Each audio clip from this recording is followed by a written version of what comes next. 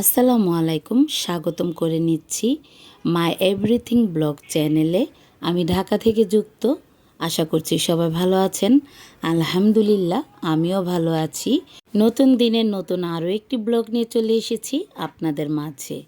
সকালের আয়োজনটা ছিল পুরান ঢাকার ঐতিহ্যবাহী নাস্তা। তো এই যে দেখেন, পুরান ঢাকার মানুষ সকালবেলা নল্লি দিয়ে, গরুর পায়া দিয়ে, নেহারি দিয়ে, তন্দুর রুটি দিয়ে খায়। মানে তিনটা নাম বললাম, অনেকে অনেক কিছু বলে, তো তাই তিনোটার নাম আমি উল্লেখ করলাম। আবার অনেক সময় দুধ চা দিয়ে, বাখরখানি দিয়েও সকালবেলা নাস্তা করে। তো বেশিরভাগ এই যে পায়া দিয়ে আর আপনার বাখরখানি দিয়ে নাস্তা করা হয় বেশিরভাগই পুরান ঢাকায়। তো আজকে এই যে দেখেন, পুরান ঢাকার মতো আমরাও ঘরে নাস্তা করে নিলাম। কুরবানির যে পায়া ছিল, বড় বড় তিনটা পায়া, আমার ভাইকে বলছিলাম যে এইগুলো একটু ভেঙে আনতে। বলে না, আনাম থাকলেই ভালো, আনাম থাকলে ভিতরের যে ক্যালসিয়ামটা ওইটা থাকবে, আর ভেঙে আনলে তো মানে সব বের হয়ে যাবে। কিন্তু দেখেন, বের কিন্তু হয়ে গেছে। আমি যে মানে অনেক সময় লাগিয়ে এটা সিদ্ধ করছি, বের হয়ে গেছে সব, একদম ভেঙে ডুঙে শেষ। আমার আগের ভিডিওতে কিন্তু আমি দেখিয়েছি আমি এই যে নেহারিটা কি কি দিয়ে কিভাবে চুলায় বসিয়েছি, রান্নাটা কিভাবে করেছি।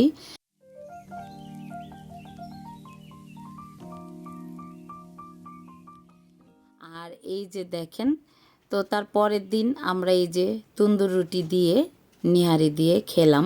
কিন্তু ভিডিওটা কিন্তু দিতে একটু লেট হয়ে গেল। মাঝখান দিয়ে ওই যে ঘুরতে গেছিলাম, ওইটার ভিডিও দিতে গিয়ে এইটার ভিডিও একটু লেট হয়ে গেছে। তো যাই হোক, সকালবেলা তো ভরপুর নাস্তা করলাম পুরান ঢাকার মতো। আর এই যে দেখেন, রান্নায় বসে গেলাম আবার দুপুরের। আর এই যে একটু খেলা করতেছি, মেয়ে ভিডিও করে দিতেছে আর আমি ঢেঁড়স কেটে এই যে এইভাবে খেলতেছি। আমার মতন কে কে খেলছেন ছোটোবেলায়? এগুলা দিয়ে বউ সাজছি, এগুলো হাতে পায়ে লাগাইছি, মানে খুব মজা লাগতো এই যে ঢেঁড়সের এই ইয়ে দিয়ে খেলতে। আর এই যে এখানে দেখেন, মেয়ে অনেক দিন ধরে বলতেছে আম্মু লইট্টা মাছ আনবা, লইট্টা মাছের ঘাটা খাবো। তো যাই হোক, বাজার থেকে নিয়ে আসলাম। আজকে না, অন্য একদিন আনছি, মানে আরও আগে, আজকে না। তো যাই হোক, বের করে নিলাম, মাছটা পরিষ্কার করে নিলাম। আর এই যে দেখেন কি বৃষ্টি, এইটাই দেখাইতেছিলাম। আর এই যে আমার ভাঙা অড্রফটা দেখে কেউ আবার কিছু বললেন না ভিডিওতে। আমি ভাই গরিব টরিব মানুষ।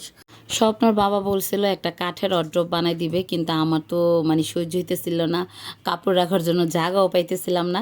তার জন্য আমি যাত্রাবাড়ি থেকে একটা পাটেক্সের অড্রপ নিয়ে আসছিলাম, কিন্তু 1 বছরও হয় নাই, সেটা ভেঙে গেছে। কিন্তু আমার পাটেক্সের যে বুক সেলটা সুকেশের কাজে লাগাইছি, ওইটা কিন্তু আবার অনেক দিন গেছে। তো যাই হোক, অড্রপটা ভেঙে গেছে, ইনশাল্লাহ আবার একটা বানাবো কাঠের। দেখি যখন হাতে টাকা হবে তখনই বানাবো। এখন এই ভাঙ্গাটা দেখে কেউ কিছু বাজে কমেন্ট করবেন না। আর এই যে দেখেন, ঘরটা কেন দেখাচ্ছি, বৃষ্টির দিন ঘরটা অনেক সুন্দর করে গুছিয়ে রাখছি। মেয়েরা কিন্তু স্কুলে চলে গেছে। ওই যে আমার যে ঢেঁড়সের ভিডিওটা, ওইটা করে দিয়ে 12টার দিকে স্কুলে চলে গেছে। তো এই যে আমি ঘর দুয়ার একদম গুছায় টুছায় এই যে রান্নাবাড়ি বসাই দিলাম। এই যে আলু ভাজি করতেছি, 2-3 পিস টমেটো দিছি, এখানে ভাতটাও হয়ে আসছে, ঠিকা দিব। আর এই যে মাছটা কিন্তু আমি ধুয়ে নিছি, লেবুর রস, লবণ এগুলো দিয়ে মাছটাকে ভালো করে কষলে নিছি। আর এই যে দেখেন, এখানে সব কেটে নিছি। এই যে পেঁয়াজটা এখন দিয়ে দিব। লইট্টা মাছের রেসিপি করব এখন। এই যে পেঁয়াজটা এখন দিয়ে দেব। তো সাবধানে দিবেন, যারা নতুন রাঁধুনি তারা কিন্তু পেঁয়াজ দিতে গিয়ে হাতে তেল ছিটে আসে। তো নতুন রান্না করলে এরকমই হয়, আর যখন রান্না করতে করতে অভ্যস্ত হয়ে যায় তখন আর এটা হয় না। তো যাই হোক, এখন আমি এক এক করে মশলা সব দিয়ে দিব।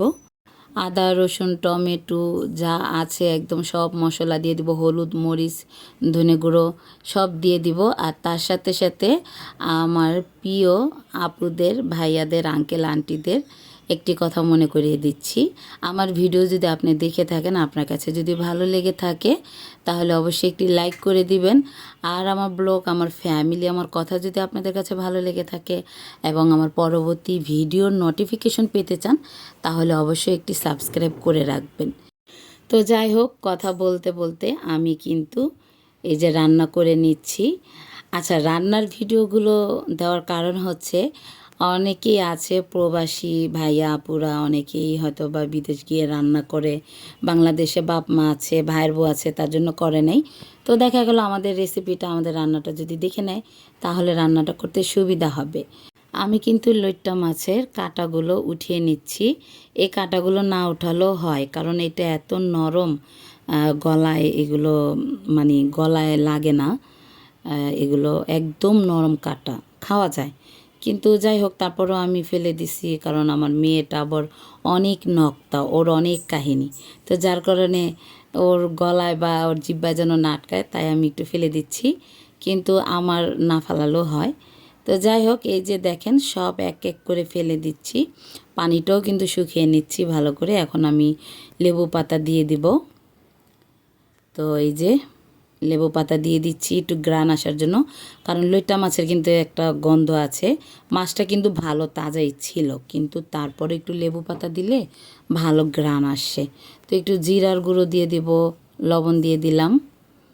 জিরার গুঁড়োটা দিলে, লেবু পাতাটা দিলে ভালো গ্রান আসে। মাছের যে একটা গন্ধ সেটা আসবেই না। তো বাসায় ট্রাই করে দেখতে পারেন, এটা নতুন কোনো রেসিপি না, এটা পুরান। এটা সবাই আমাদের মা, খালা, জেঠি, চাচি সবাই করে। সেই ছোটোবেলার থেকে খেয়ে আসতেছি। এই যে জিরার গুঁড়ো দিয়ে দিলাম। তো এই যে দেখেন আমার রান্না শেষ, আর আমি একটু খেয়ে দেখাচ্ছি। অনেক টেস্ট, অনেক।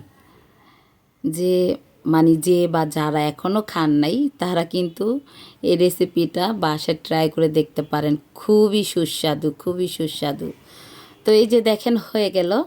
আর এই যে টুম্পা আজ কি বানালো দেখুন, ঘরে নাস্তা বানিয়েছে। কি নাস্তা? সিঙ্গারা। হয়তোবা সিঙ্গারার মতো শেপ দিতে পারে নাই, কিন্তু খেতে কিন্তু পুরো সিঙ্গারাই লাগছে। মানে খেতে পুরো সিঙ্গারার মতো স্বাদ লাগছে, শুধু শেপ দিতে পারে নাই। যাই হোক, বানিয়েছে, এটাই বেশি। বানাতে বানাতে শিখবে। আর আমি কিন্তু এই যে সন্ধ্যার নাস্তা খেতে খেতে আপনাদের কাছ থেকে বিদায় নিব। সবাই ভালো থাকবেন, আমাদের জন্য দোয়া করবেন, আর এই যে মজার মজার নাস্তা বানাবেন। ওকে, আল্লাহ হাফেজ, আসসালামু আলাইকুম।